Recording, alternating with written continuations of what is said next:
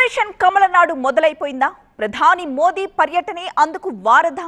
ప్రధానితో పలు పార్టీల నేతలు భేటీ అవుతారు అన్న ప్రచారంతో తమిళనాట కొత్త కూటమి వికసించబోతుంది అన్న చర్చ జోరందుకుంది.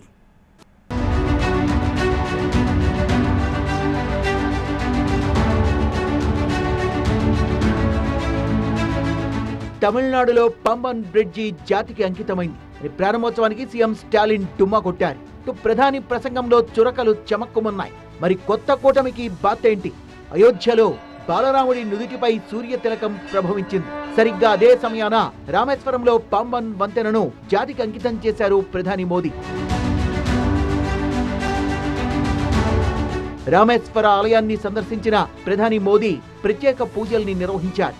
రామేశ్వరం ఆధ్యాత్మికత, సాంకేతికత కలగలిసిన పుణ్యభూమి అని కీర్తించారు ప్రధాని. పాంబన్ వారధిని జాతికి అంకితం చేశాక బహిరంగ సభలో ప్రసంగిస్తూ వరుసబెట్టి చురకలంటించారు ప్రధాని. తమిళనాడు అభివృద్ధికి కేంద్రం నిధులిస్తోన్నా సరే కొంతమంది నిరాశ వ్యక్తం చేస్తున్నారన్నారు. మాతృభాష అని గొంతు చించుకునే వాళ్ళు ఇంగ్లీష్ లో కాకుండా ఇకనైనా తమిళంలో సంతకం చేయడం అలవాటు చేసుకోవాలన్నారు.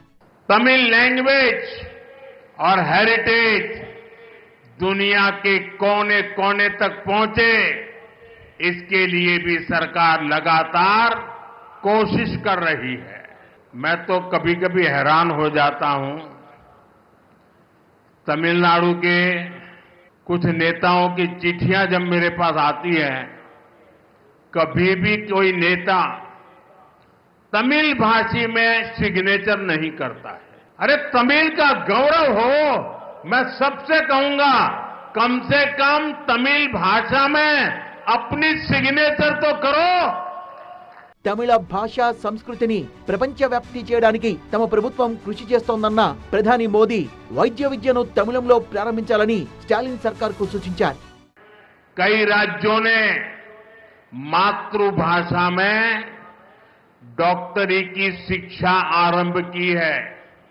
अब गरीब से गरीब मां का बेटा बेटी भी जिसने अंग्रेजी नहीं पढ़ी है वो भी डॉक्टर बन सकते हैं. मैं भी तमिलनाडु सरकार से आग्रह करूंगा कि वे तमिल भाषा में डॉक्टरी के कोर्सेज चालू करें ताकि गरीब मां के बेटे बेटी भी डॉक्टर बन सके. మరి వాట్ అబౌట్ ఆపరేషన్ కమలనాడు? మోదీ పర్యటన క్రమంలో కొత్త కూటమి ఏర్పాటు దిశగా ప్రయత్నాలు జరుగుతున్నాయని ప్రచారం జరిగింది. మాజీ సీఎం ఈపీఎస్, అన్నాడీఎంకే ప్రధాన కార్యదర్శి ఓపీఎస్ చర్చలు అందులో భాగమే అని కథనాలు కోడై కూశాయి.